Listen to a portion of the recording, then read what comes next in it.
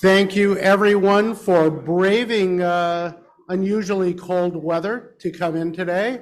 Love seeing you here as we close out February. I've been moving a little slow myself today, having celebrated Mardi Gras quite a bit last night.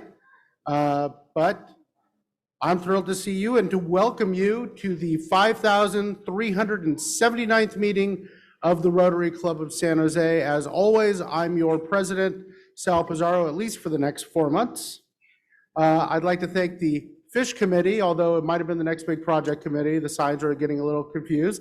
But the Fish Committee for greeting us with their vests today, led by Catherine Tompkinson. And we'll be hearing, of course, a little bit more about the Fish Day event coming up in a few minutes. But right now, I'd like to have our Red Badgers with the traveling mics please stand up to introduce themselves so our guests and visiting Rotarians can do so. Guys, take it away. Good afternoon, President Sal. I'm Robert Massey with Symphony San Jose, and Dick Honiff is my sponsor. Great, Robert. Thank you. And Dave. Good afternoon, President Sal. I'm Dave Cowan. I'm a Sandler sales coach and management trainer. Happy to be here today. Thank you very much. And my sponsor is Ed Correa. Great. Okay, if visiting Rotarians and Rotarians with guests could please stand up. President Sal, I'd like to introduce everybody to 4 students from the I-House from far away. First, we have Piero Alejandro Miranda Mello from Peru, studying applied mathematics computational focus. We next have Xinyi Song from China and Japan, studying biology. We next have Shirim Nam from South Korea, studying business administration. And lastly, Swata Patel from India, studying business analytics. Wonderful to have you all here. Okay, and I think, Bunny, I think you're next. President Sal, I'd like to introduce my husband, Glenn Gould. Great to have you here. Big day for you. President-elect Karen. Hi, everybody. I'm so excited to introduce you. Oh, I'm getting emotional. To my little girl, Charlie Mandel. She's 10 years old, and she's on break from school, and she was born a Rotarian. She's been coming to different events since she was in a baby Bjorn on my chest. So thank you. Great to see the next generation here. Hi, everybody. I'm Emily Robin. I'm a Red Badger, and I want to introduce my 2 guests at the meeting today, the 2 newest rescued members of Rancho Robin Rescues. These are 22-hour baby Nigerian dwarf goats to be named for the right price. Oh, you may earn naming rights. I think this could be part of the prize heist. Okay. I like this. Good afternoon, President Sal. Good to see you. Good to see you. I have 2 guests today. First is Megan Tonisketter of the Tonisketter Corporation, and also Ed Janicki, who's a visiting Rotarian from the other San Jose club, and he's a famous architect. Ed, great to see you. Megan, we love to see you here. Anytime you want to, come here more often, we'd be open to that. Arthur. Hi, President Sal. Pleased to introduce a guest who's been here a couple of times. Ken Damala is a climate tech entrepreneur. Wonderful. Great to have you back again. Hey, Linda Gold. President Sal, Linda Gold, and I am excited to introduce my guest, Chong Nguyen, and he is a business development manager for VMO Group. They are opening a new office in San Jose, and he's here visiting from Hanoi.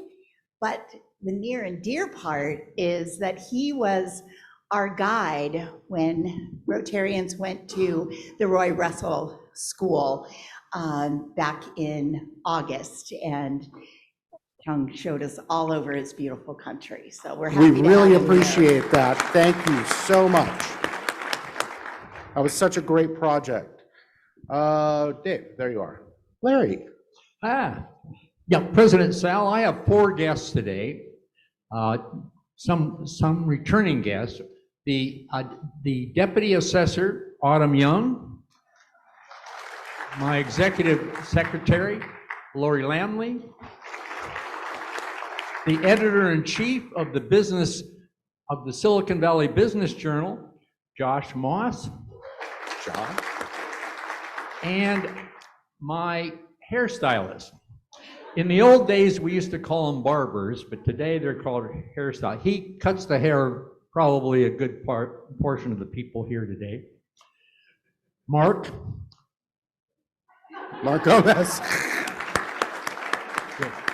And I would be remiss if I didn't introduce my older brother, Clarence Stone.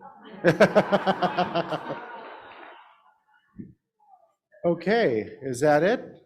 All right. Okay, well, we've got a special fun treat for you today. How many of you have heard of Comedy Sports San Jose? Yeah, I know you have. So this is a great, fun, family-friendly usually, although they do some some later shows that are less family-friendly. But it's a great family-friendly entertainment with combining the sports concept with improv, and of course, they have recently opened a new facility, a new house of comedy in South San Jose on Thornwood Drive, right behind Oak Ridge Mall. The guy behind it all here in San Jose for many years has been Jeff Kramer, and we're thrilled to welcome him here. In addition to doing just making people laugh, they do a lot of team building and lessons and work with corporate groups and nonprofits. And so Jeff's going to show us a little bit of what he does here. Let's give a big round of applause to Jeff Kramer.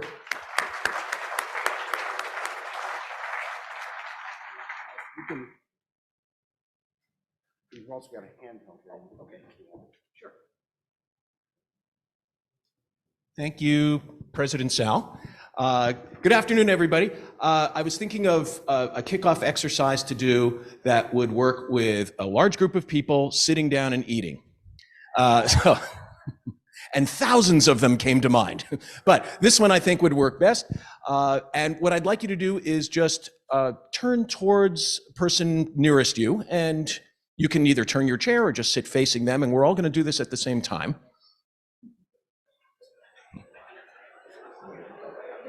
And if you need to, you can have a group of 3, but it works best in groups of 2.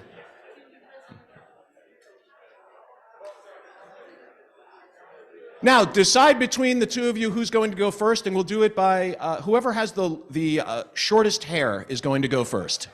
So, all right. For some of you, that's an easier choice than others, but we'll just very quickly decide. Just make a quick decision. You don't have to measure or anything like that. All right. Person with the shortest hair, you're going to go first. You're going to ask your partner with the longer hair this question, and I want you to ask it to them exactly this way. And the question is, what's not wrong with your life? What's not wrong with your life? Longer hair person, you're going to very quickly respond with something that's not wrong with your life. Then they're going to ask you that question again and again and again. They're going to ask you that question 6 times. And I want you to just very quickly respond with something that's just not wrong with your life. Make sure you ask it that way, though. What's not wrong with your life? After you ask them 6 times, switch. Longer hair person will ask the shorter hair person 6 times. What's not wrong with your life? And just do that 6 times. All right, ready? And begin.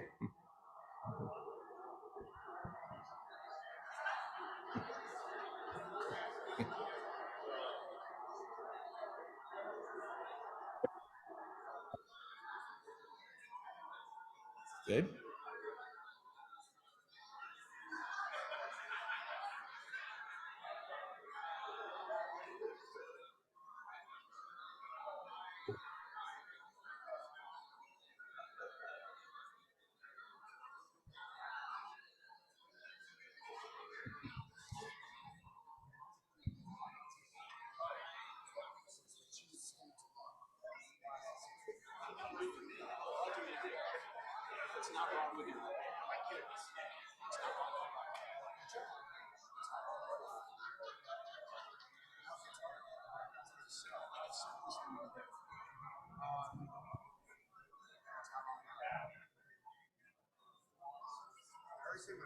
Yeah, you can say it again.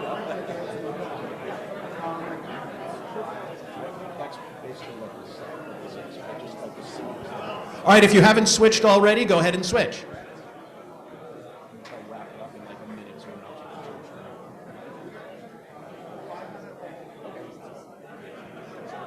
I should grab my phone to make sure I'm... Oh, I can see it up here. I see it.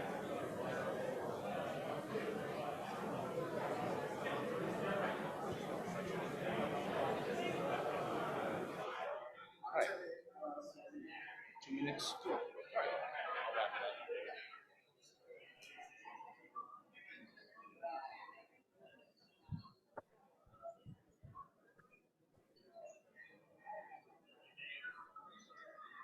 Great, finish up, ask your last question.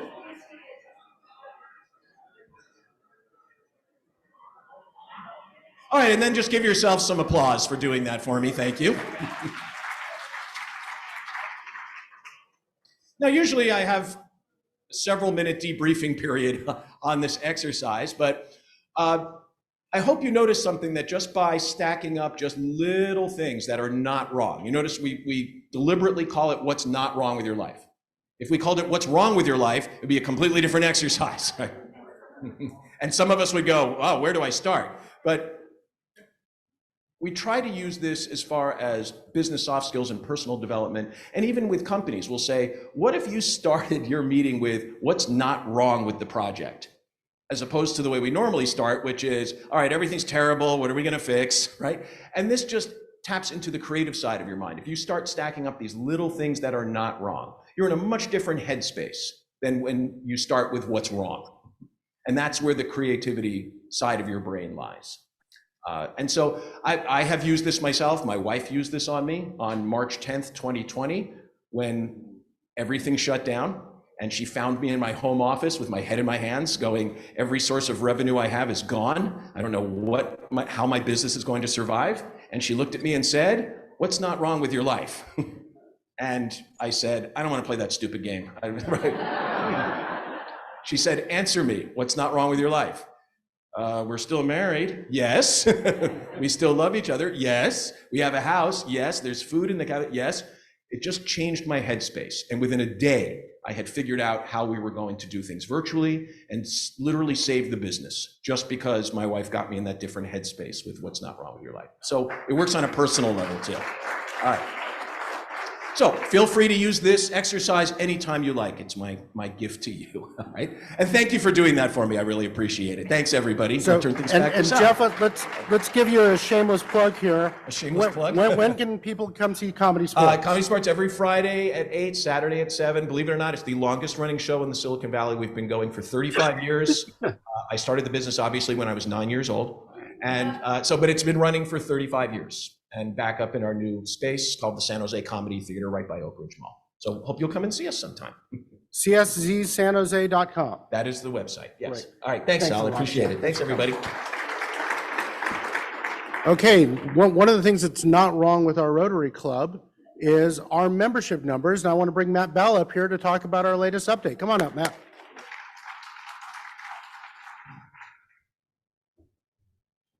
Thank you, President Sal. I expect and hope that just about everybody who just went through that exercise, one of the 6 things was, I am a member of the greatest Rotary Club in the world. So I certainly am and feel happy about that. So that is something that's not wrong with my life for sure. As you can see, we are having a stellar year thus far in membership recruitment here in the club. President Sal set a goal of 40 for this year, which, kind of this semi-post-COVID time that we're in is probably a pretty ambitious goal. Well, I'm just going to say, I'd like to say we're killing it, but you are all killing it by all the great new members that you've brought in thus far. 36 new members to date thus far. How about a round of applause for everybody? And along with that, some really good diversity numbers. Diversity is a real focus for us this year. Of the 36 new members, 42% female and 34% persons of color. So keep up the good work with all the great new applications for membership. here are the new members to date. If you're a new member and you're here or you're on Zoom, stand up or wave your hand on Zoom, but please do stand up if you're a new member this year thus far. There we go. I knew there was more than one. I won't read the whole list, but you can see your names here. Welcome to you all. And then I also just, of course, want to recognize all the sponsors. There's a lot of people here, as you can see, but there are a few who are, I'm just going to say, overachieving at this point. No surprise, Rod Girodon Sr. Is Rod here? He's on Zoom. Okay, Rod on Zoom. Thank you, Rod, for your incredible efforts. 6 new members so far for Rod. Giving him a good run for his money, Ray Castaneda with 3, also James Williams with 3, and a few other folks with 2. So thank you it doesn't happen without you all thinking about Rotary and sharing this great gift of Rotary with other people. So thanks for your continuing efforts. We're gonna shatter this this goal of 40, and I think we're going for 50. So thank you for all your help. And thank you, Matt. Thank you, Matt, and the membership committee for all their work on this. Okay, speaking of new members, we've got a couple to introduce. Let's bring up Dick Conniff and James Williams to introduce our newest Rotary member.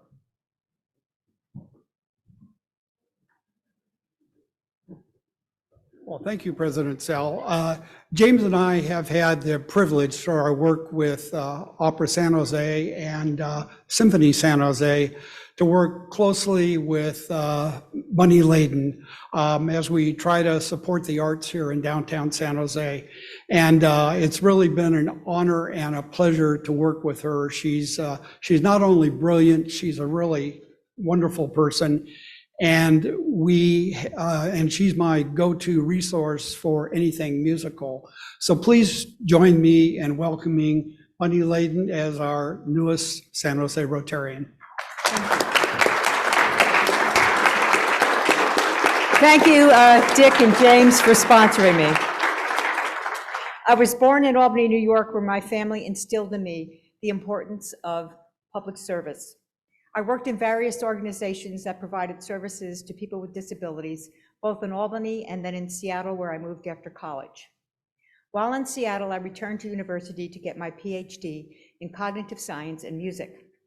I taught a few years at the University of Washington, and I also ran their teaching and, yeah, go Huskies! And I also ran their teaching and technology program. Then I found my way to San Jose, which was the best decision I ever made.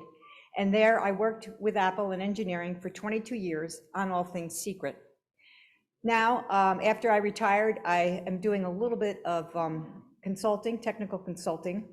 I'm on the board of directors for Symphony San Jose, and I run the education program for the Los Gatos Saratoga Camera Club.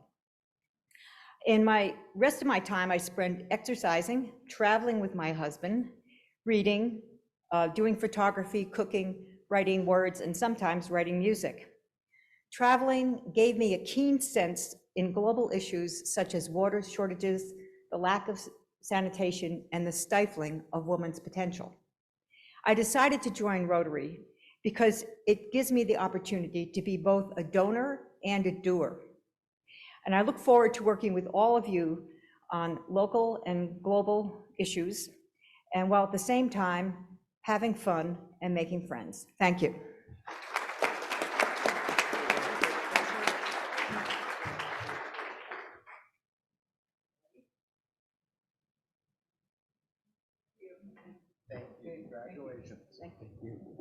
All right, and we have another one. If I can have Sarju come up, Sarju Naran bring up our newest member of our Rotary Club. Thank you, President Sell. Hi, everyone. I'm very happy to introduce you to our newest member, who has been a very close friend of mine for the past 3 years, Catherine Lindo. Catherine is a Bay Area transplant, having grown up in Houston, Texas. Luckily, we have better weather and arguably better politics, arguably. She moved to San Jose for love and then proceeded to fall in love with San Jose. So she's decided to join Rotary because she wants to be a part of her community, be engaged in the community, and give back to the community. So Catherine is in the midst of a career change and close to becoming a certified court reporter, and I'm sure she'll be an invaluable resource within our court system. Previously, she was in hospitality and an event planner, and she's already putting her talents to good use for Rotary, being involved with the gala committee, and was part of the effort to get it venued at the Signia Hotel this year, and she's also on our hospitality committee. So she's already getting hard at work. So with that brief introduction, I'd like to introduce you to Catherine Lindo.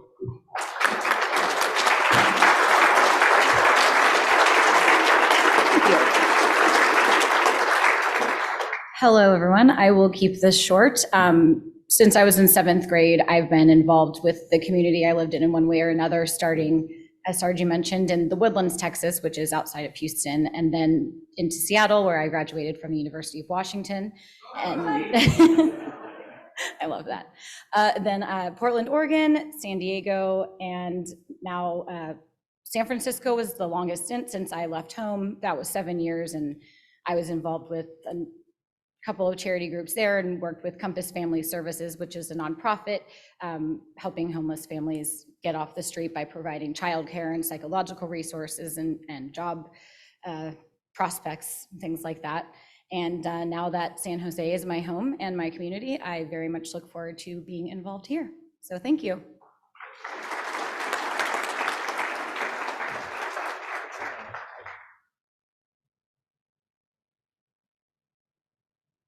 Congratulations.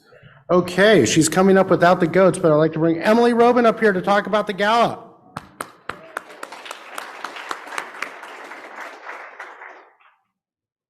Hello, everyone. Welcome to the next phase of my campaign for Rookie of the Year. I want to talk about the gala. In case you have not marked your calendars yet, this year's Rotary Gala is on Saturday, March 25th. It's at the Signia. So it'll be a nice time for us to all get dressed up and go to a new location, have a lot of fun together. It's a spy theme. It's going to be very fun. We have a lot of wonderful sponsors that we are, of course, very, very thankful for.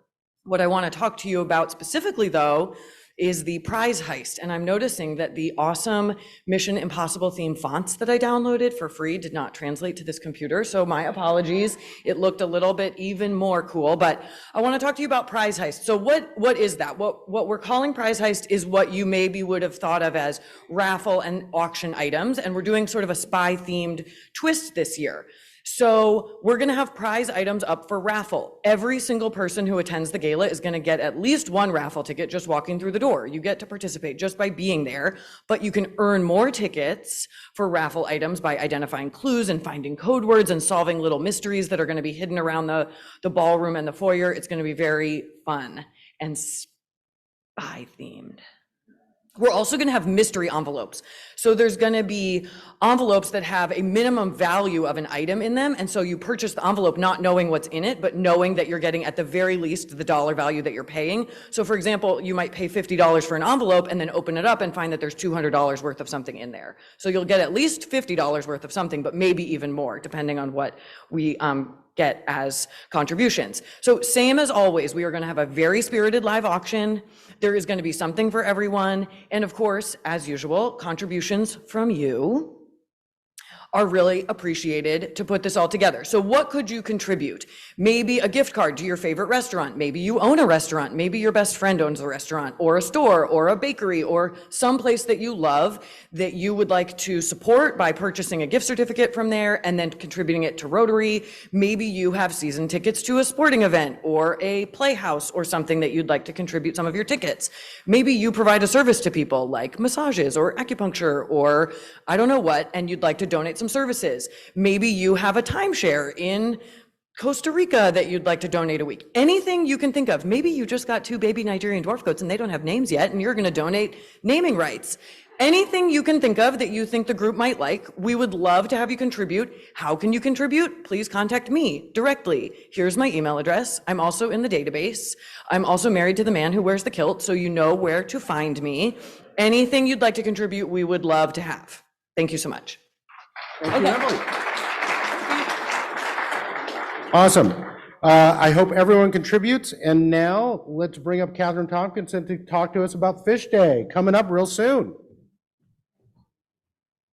Gosh, no clapping. No one wants to go to Fish Day. Thank you. So, after a 3-year hiatus, Fish Day is back. It's in only 3 weekends, so that's March 11th. We need help.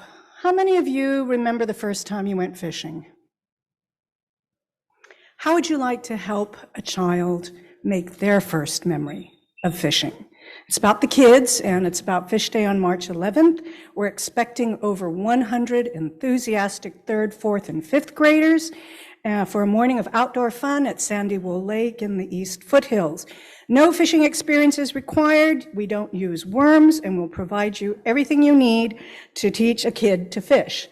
I want to use this time to do a shout out to everyone on the committee who's signed up so far and give some special mentions to Elizabeth Monley and Carl Salas, who are recruiting volunteers.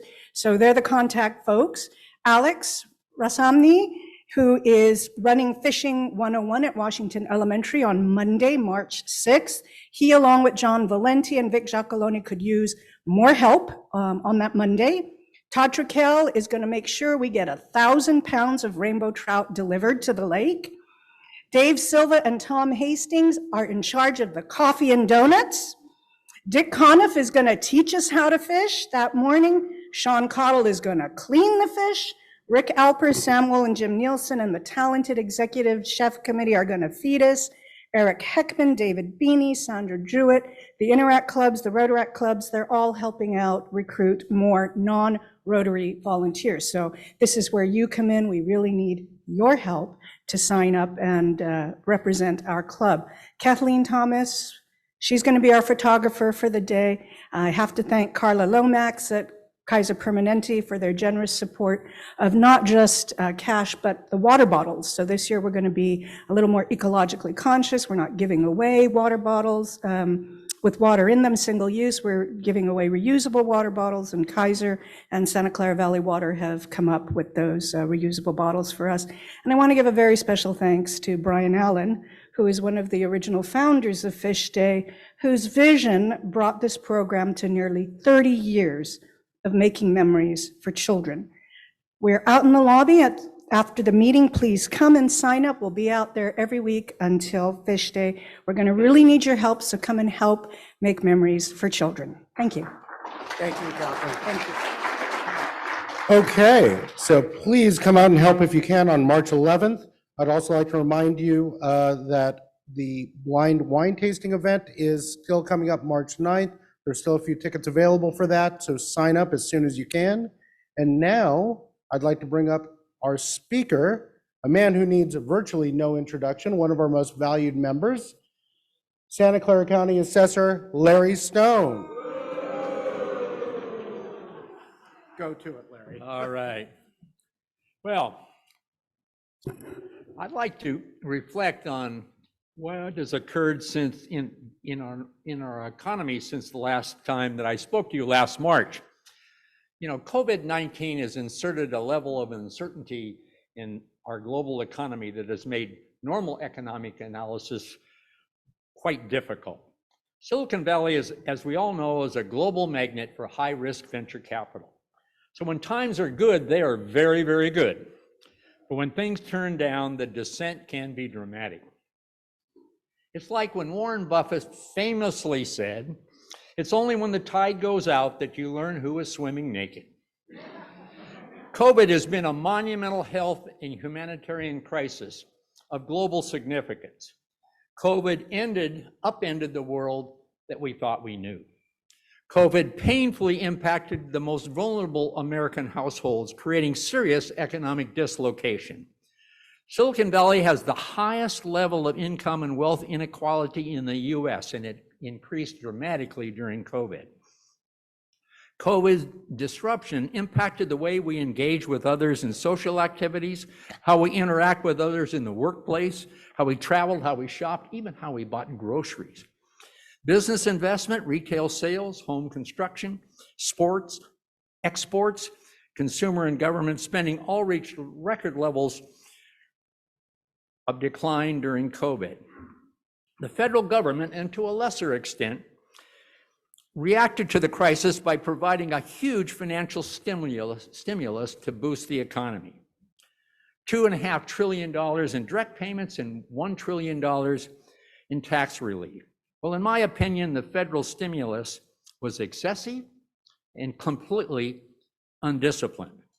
You know, the purpose of a stimulus is to put money in the hands of people so that people will spend that money, boosting the economy. Well, during COVID, people could not spend the money they received because everything was closed down. So many people saved the stimulus. The result, a significant increase in savings, not spending, which is contrary to the purpose of a stimulus to begin with. Suddenly, beginning in the last half of about 2021, America started spending at record levels. First on the goods side of the economy and then the services side. The US ran headfirst into the perfect storm of high demand and low supply, soaring prices and increased interest rates. Robust consumer spending, combined with widespread product and worker shortages, created the highest inflation since the 1980s. Prices for everything from food, rent, medical costs, to automobiles, furniture, and clothing all increased dramatically last year. Grocery prices, for example, increased 13.5%, the biggest increase since 1979. The Consumer Price Index increased 6.4% in January compared to a year earlier. Steady hiring, solid wage and employment growth have been great for workers, but that has also contributed to rising prices, which fuels inflation. You know, there are many causes of runaway inflation. Supply chain disruptions, worker shortages, the enormous financial stimulus, which I mentioned earlier from the federal government during COVID, the COVID shutdown in China, Russia's invasion of Ukraine and other global tensions, the impacts of climate change, the Federal Reserve that kept interest rates too low for too long, and finally, corporate greed, corporations taking advantage of the economic disruption. The Fed has increased interest rate 8 times to a 15-year high to tame persistently high inflation. The question we all have and all are asking, how much more will it take? Most interest rate increases and others are expected later this year and maybe even beyond. You know, it's very delicate. The Fed is attempting to bring down prices to slow economic job and wage growth without plunging the economy into a recession. It is a notoriously difficult task. It's virtually impossible, for example, to restore price stability without increasing unemployment. Despite significant job cuts in tech and real estate, the job market remains very, very strong. In January, US employers added 517,000 new jobs. 88,000 new jobs have been created in Silicon Valley since 2020. The Bay Area accounted for big job gains in December. A whopping 84% of all new jobs created in California happened right here in Silicon Valley. California accounted for 12% of all new hires in the US last year. In the Bay Area, workers' pay has been up 4.5% last year alone. The worker benefits in the short run, but strengthens the Fed's resolve to keep interest rates high. It works against each other. High-profile companies including PayPal, Google, Amazon, Salesforce, Microsoft, Meta, Intel, Oracle, Roku, Seagate, and Cisco have announced large job cuts. We've all read about those. 11,000 layoffs in Silicon Valley alone. That's less than 1%, however, of the Valley's total workforce. Recently, weaker economic growth, lower inflation, and reduced consumer spending is a sign that possibly the Fed's economic policy is beginning to take effect. Inflation is beginning to head in the right direction. The question is, how long will it take to reach the Fed's target goal of 2%? Gas prices have declined 36%. Supply chains are no longer clogged. Prices of used car, furniture, and appliances have all declined recently. Prices of services However, restaurants, airlines, and healthcare continue to surge. So what are we really in a recession? The US economy is sending mixed messages about that. The central bank projects that the economy will eke out just 0.5% of GDP growth in 2023. Some economists, however, believe that you're not in a recession when you have solid job market, with wages have increased 5.1% from a year ago, an economy that has created 2.7 million jobs, unemployment at 3.4%, and that's the lowest level since 1969, well above full employment, and nearly 10.7 million job openings. You know, there are 2 job openings for every unemployed worker right today. Americans continue to quit their jobs at a record level. It's referred to as the Great Resignation. 4.1 million US workers quit their jobs last year, and 3 million people just dropped out of the labor force altogether. That's unprecedented. Actually, I believe it's really the Great Reshuffle.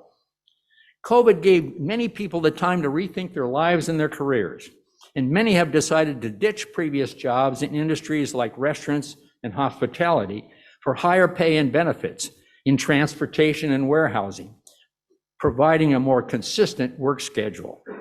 Workers have also discovered that they can leverage the chaotic labor market to their advantage, a rare opportunity to demand better pay and working conditions.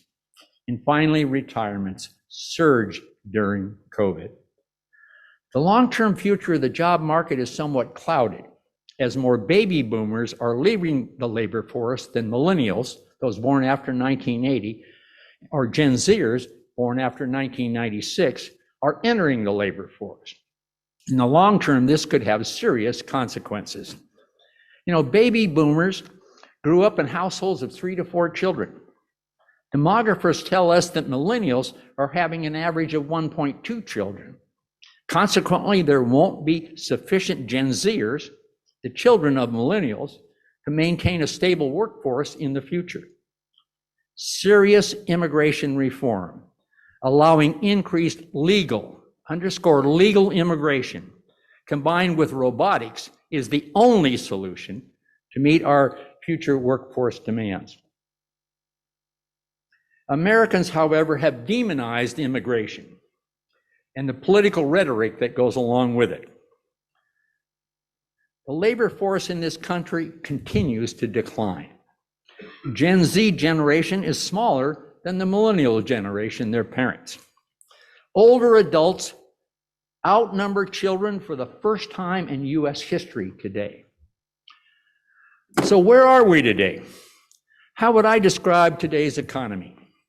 Well, volatile, uncertain, complex, ambiguous, and certainly unpredictable. But as Warren Buffett says, volatility can also create opportunity. Long-term, the Bay Area economic challenges remain the same as they always have: housing, transportation, and economic competitiveness. California is a large, diverse economy, and diversity is our strength because it creates a broader economic base. Silicon Valley's economy is structured to resist long-term declines in economic activity. Big tech has a special kind of resilience because innovation is the driving force behind our success. Economic uncertainty and COVID didn't stop venture capital investments, however. Venture capital, led by a record number of mega deals, hit a record high in the Bay Area, reaching $105 billion in 2021. What's going on today? Well, venture capital funding is still above historical averages, but the number of deals in 2022 dropped 44%, and the money raised dropped 57%. So what are some of the economic implications of the pandemic on our real estate markets? Well, the most obvious, the travel, hospitality, and leisure sectors, they were hit first and hit hardest.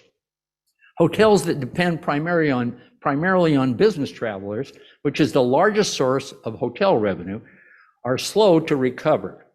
In San Francisco, business travel is down 40%. The lack of conferences and conventions, in addition to the decline of international travelers, is the reason for that.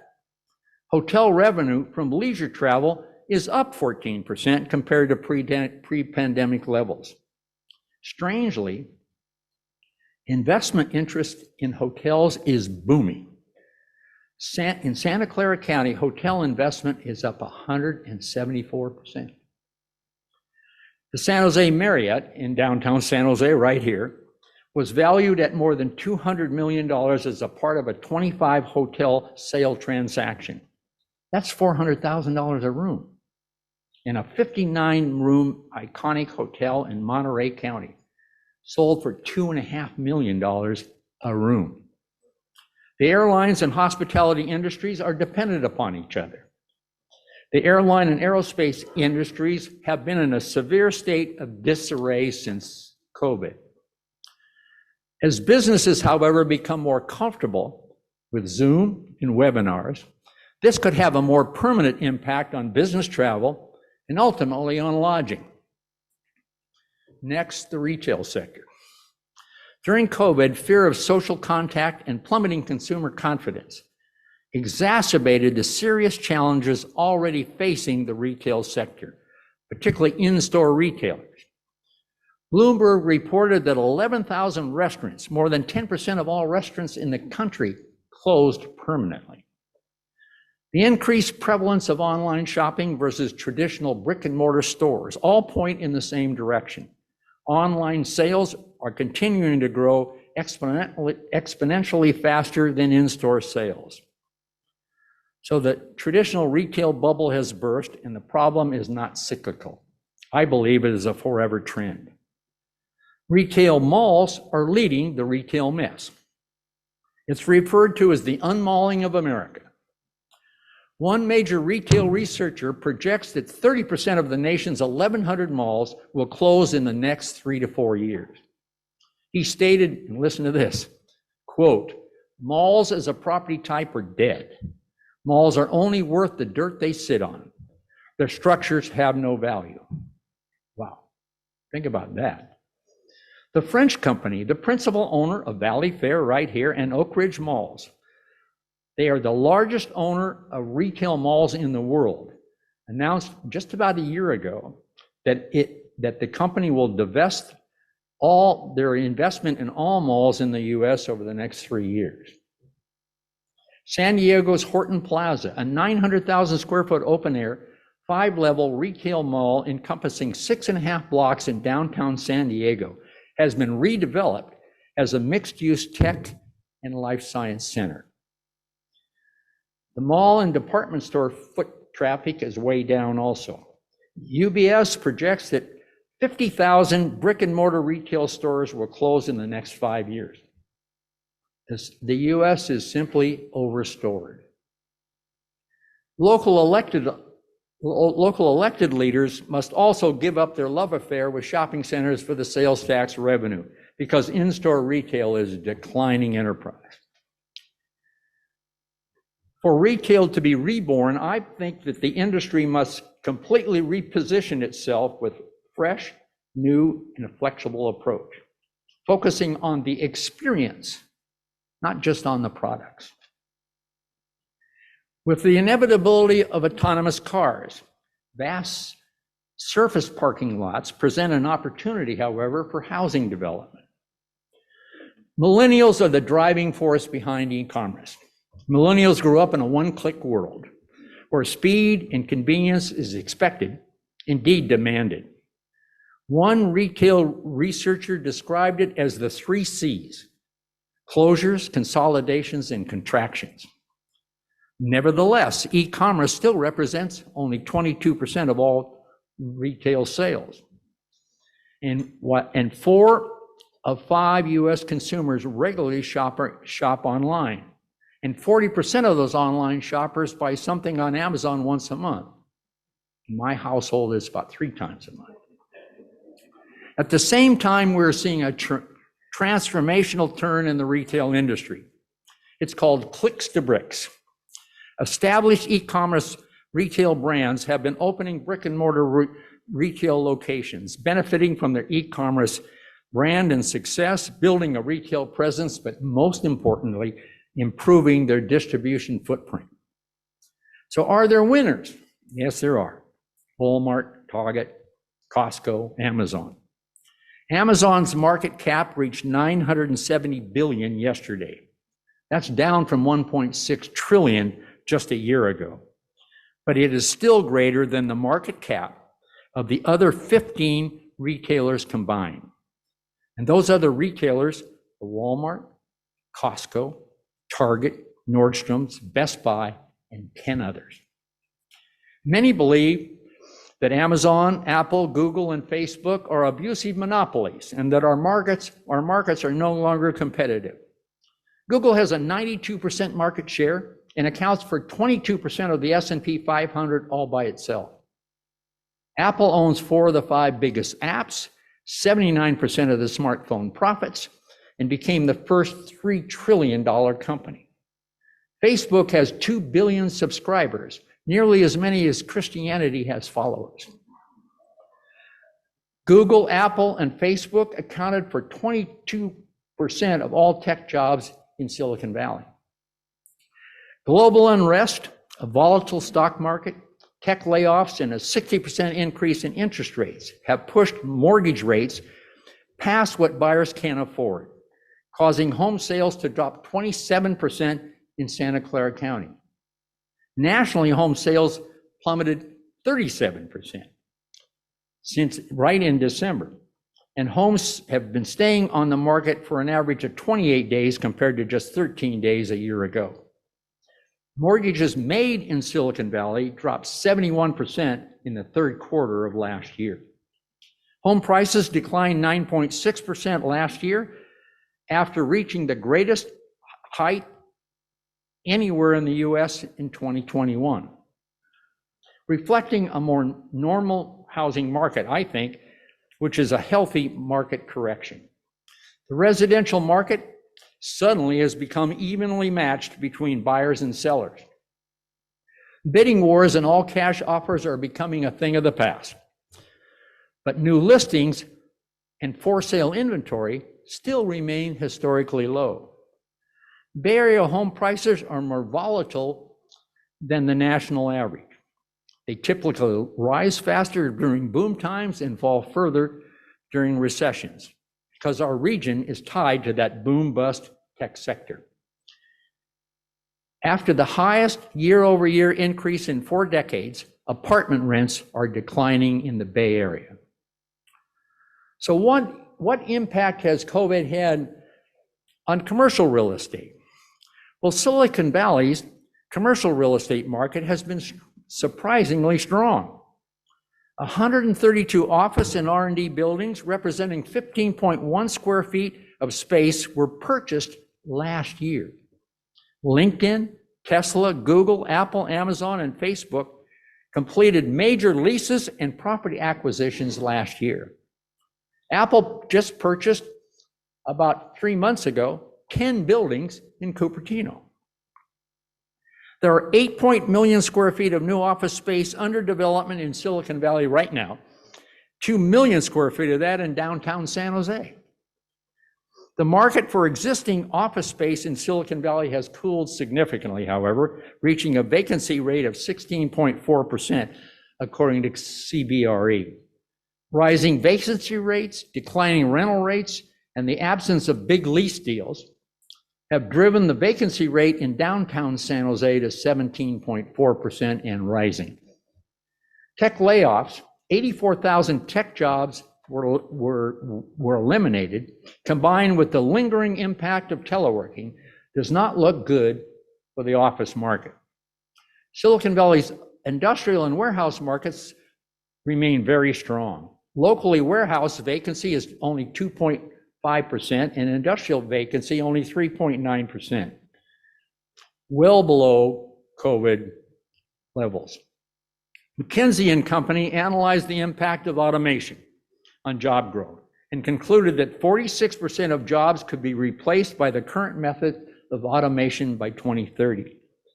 For example, there are 3.5 million truck drivers and 700,000 bus drivers who will be displaced by autonomous trucks and buses.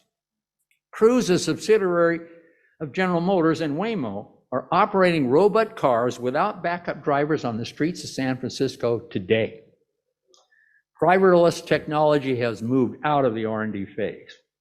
By 2024, you'll be able to text up an autonomous taxi cab. You can do that right today in Chandler, Arizona. And finally, I would like to comment on the concern over the great California exodus. While it's a concerning trend, it is not a crisis. In 2022, California had a net loss of 100,000 people. That's 1/4% in a state of 40 million people. Hardly a crisis. So where do these Californians go? Well, Texas, Arizona, Nevada, Washington, and Oregon. And where did these new Californians come from? Well, Texas, Arizona, Nevada, Washington, and New York. 60% of the employees who left Silicon Valley stayed in Northern California, primarily for cheaper housing. There are many things that affect the loss of population besides Californians fleeing to Texas and Arizona. A decrease in births, reduced immigration, a rise in deaths, many of it COVID related, and fewer people coming to California and Silicon Valley. In Silicon Valley, only 4 major companies have left California, and by and large, their workforce didn't follow. Tesla is still manufacturing automobiles in Fremont. Tesla also recently released a 325,000 square foot building in North San Jose. The global attraction of Silicon Valley is not going to contract anytime soon. Recently, California passed Germany as the 4th largest economy in the world.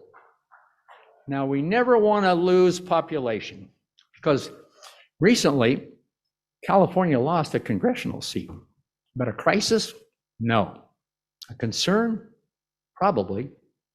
80% of all tech R&D occurs right here in Silicon Valley, and that's not going to change anytime soon. So I think the demise of Silicon Valley in California is grossly exaggerated.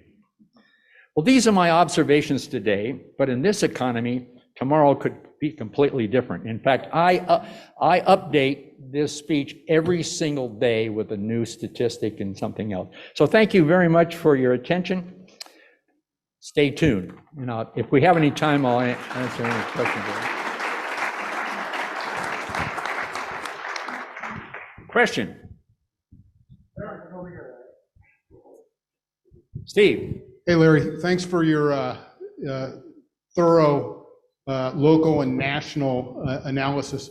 I'd ask you to dive a little deeper into what you're observing locally in Santa Clara County. What's happening with property tax revenues? Are you seeing more transactions? Are your appraisers coming back to you and saying, we got to reduce the value of this property or that property? What are you seeing locally?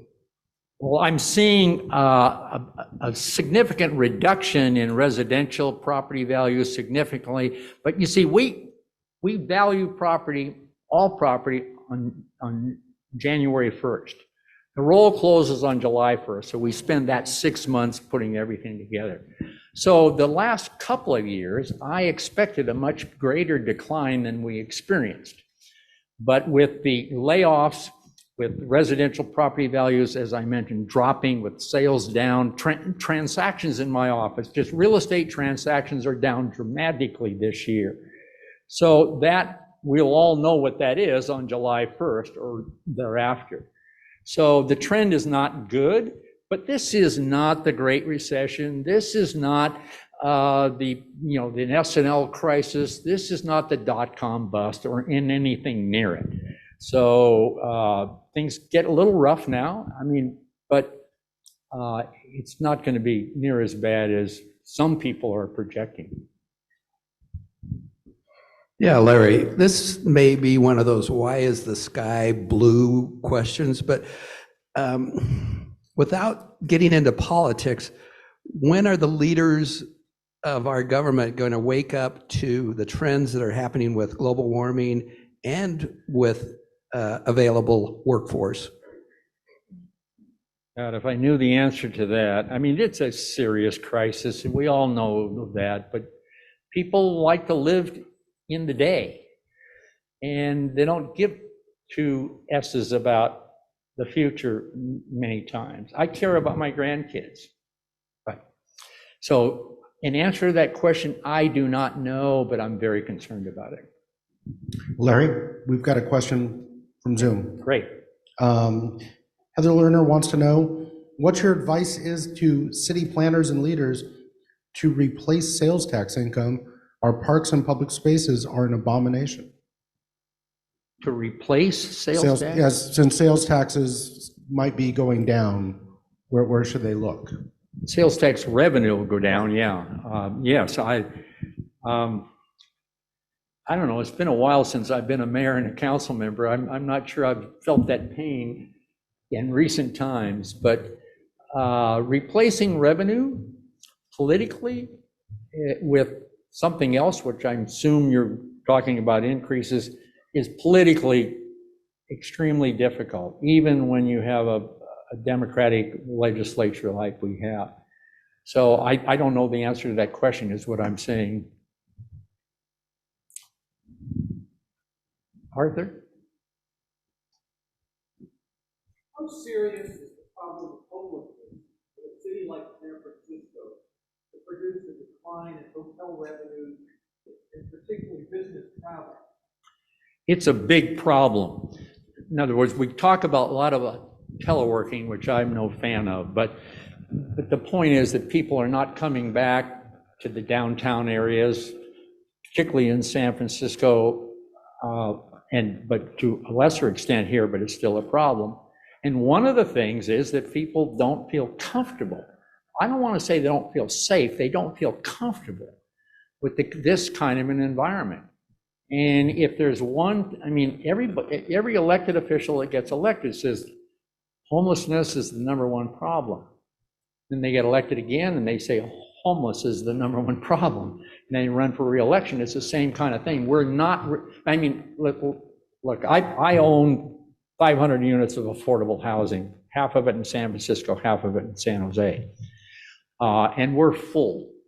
But we gotta stop this NIMBY problem. One of the things, and the developers in the room will agree with this, we need to amend CEQA. It's well intended to protect the environmental integrity of things that we build, but it's used as a leverage for people to stop good development. And if we don't do that, then no matter how much we try to build more housing, we're not going to do it if people can get up and stop development without much behind it. Run a project out for 5 years, and then the developer bails, and then we're right back to square one. It's a serious, serious problem, and I see some of the developers here saying, yes, you're right. You got time for one last question back there. Yeah, Tim Hagstrom here, Larry. Thank you for your presentation. I enjoy these every year. Thank you. You were quite disparaging of the stimulus payments. I'm wondering if you could go into a little more detail. Do you think there should not have been a stimulus? Do you think it should have been half as big? Do you think they should have taken another 6 months before they put it out to make sure that controls were in place? How would you have handled it? I'm just guessing on a percentage, but I think probably half of the stimulus was warranted for people that who lost their jobs, who needed to pay their rent. But I know personally, a lot of it didn't get spent, and it went to the wrong people. As I said, it was completely undisciplined. They decided to give a bunch of money away, which was very important to the economy. But they never figured out how to monitor it, how to audit it, to make sure that the decisions they were making going to the right people for the right reason. A lot of wasted money is my conclusion. Thank you very much. Thank you. Thank you, Larry. Can we take a picture? We got a picture, oh, okay. A photo op. For a politician. You keep that off your next campaign flyer, though. All right, thank you, Larry. In your, a contribution has been made in your name to History San Jose, which is, of course, helping to preserve our city's heritage. Next week, we've got Carolyn Gano from VTA coming to speak to us. It's also going to be the first meeting of the month, so we're going to have Ring the Bell, and, well, we're not going to have beer, at least not alcoholic beer. We are going to have a beer treat. So be sure to come a little early to enjoy that. It's root beer. We're going to have root beer. Come on, okay. So keep the good times rolling till then.